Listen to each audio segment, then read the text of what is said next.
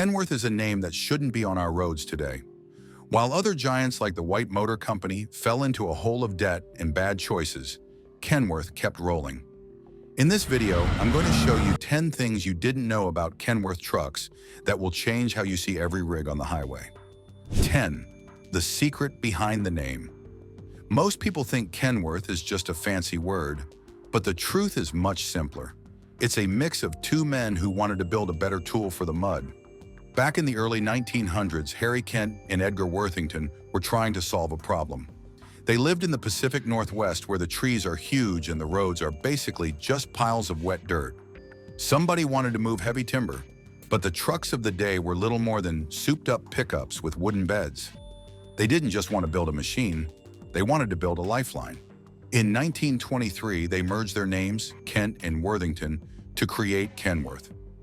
This name represents a brand that was built on the idea that a truck should handle punishment that would destroy other brands. While White was buying up every company it could find to look big, Kenworth stayed focused on the work.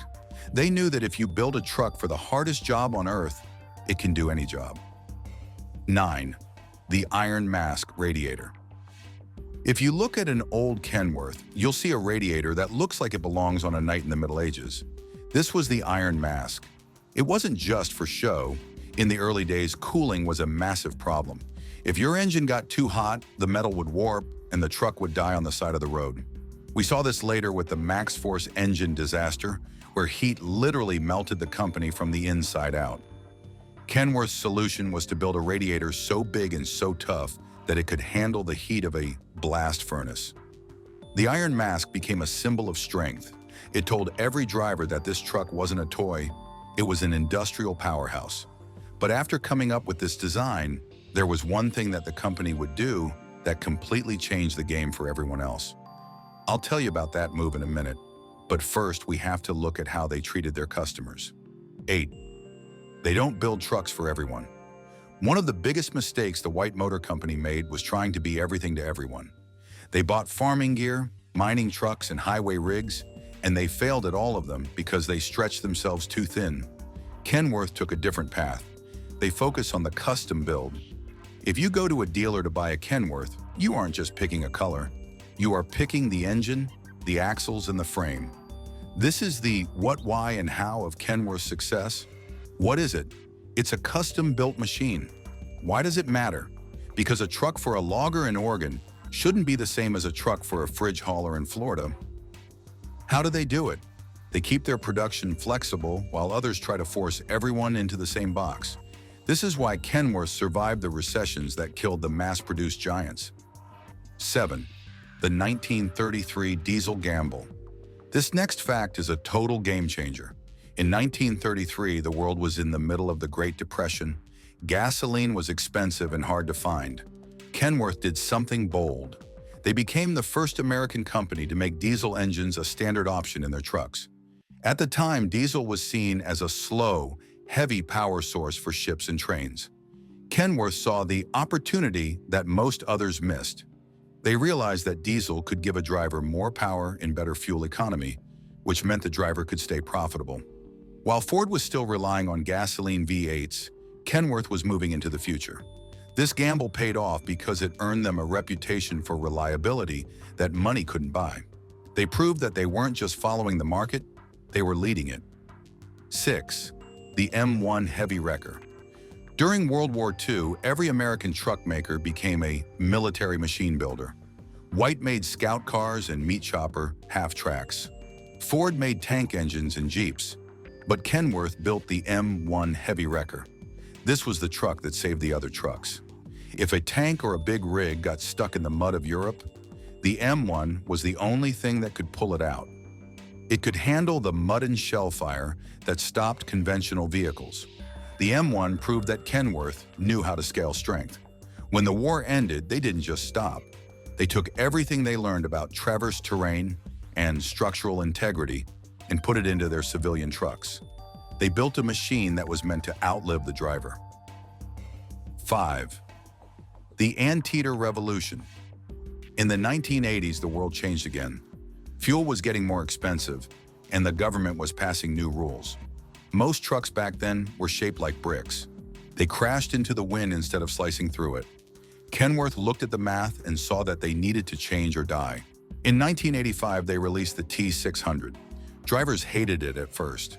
They called it the anteater because of its sloped, curved nose. It looked nothing like the classic, long-hooded rigs people loved. But the reality beat the expectations. The T600 had up to 22% better fuel economy than a traditional truck. It was the first aerodynamic semi-truck that actually worked. Just like the Ford Aeromax, it was shaped to slip through the air. But Kenworth did it better by keeping the prestige feel inside the cab. 4. The first sleeper cabs. Before Kenworth, trucking was a miserable job. You drove until you were tired, and then you slept on the seat or under the trailer. There was no comfort. Ford eventually put in heaters and padded seats, but it wasn't enough for the long haul. Kenworth realized that the driver was the most important part of the machine. They were one of the first to build a real sleeper cab. They focused on the experience the audience, the driver, was going to have.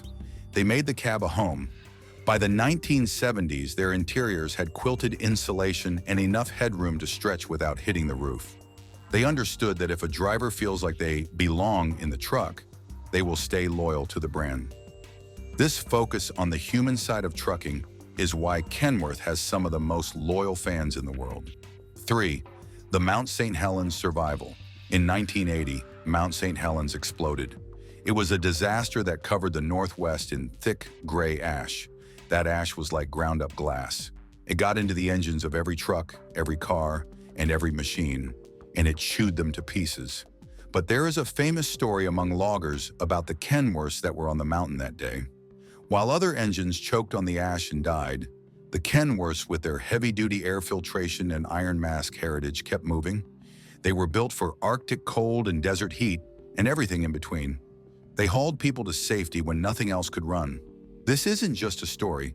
It's proof that Kenworth builds machines for when everything else fails. It's that level of toughness that earned them a name that refuses to die. 2. The legend of the W900.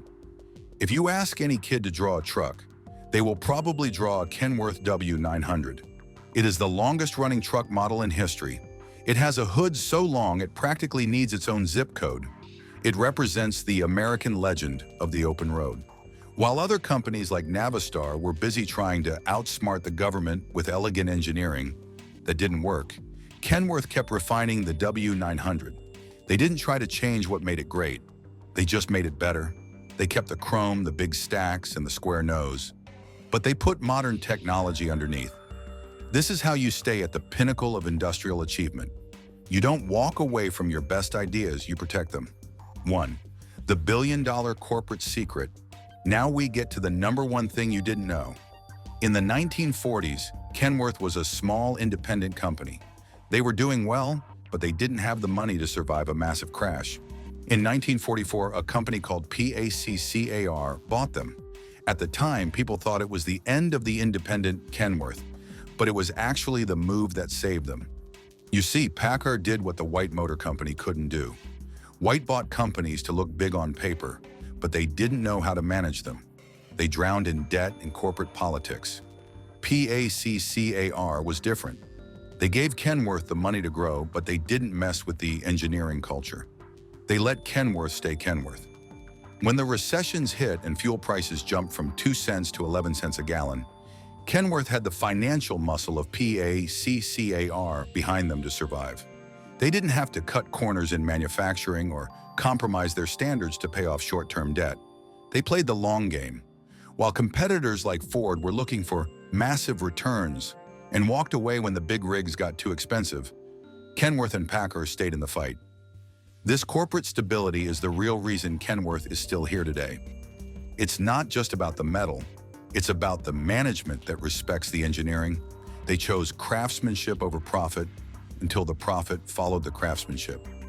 The highway is a big place, and every rig has a secret. Kenworth stayed on the road because they respected the law, the driver, and the physics of the job. They didn't try to outsmart the world, they just built a truck that could handle it. If you enjoyed this look at the machines that shaped our world, make sure to boop the like button so the algorithm knows you want more stories like this. Kenworth is like a heavy-duty shovel in a world that suddenly decided it only wanted to sell sleek, high-tech excavators. Even though the shovel works perfectly and never breaks, most companies would rather you buy a machine with a monthly subscription. Kenworth proves that as long as there is dirt to move, the world will always need a good shovel. Thanks for watching. I'll see you in the next one.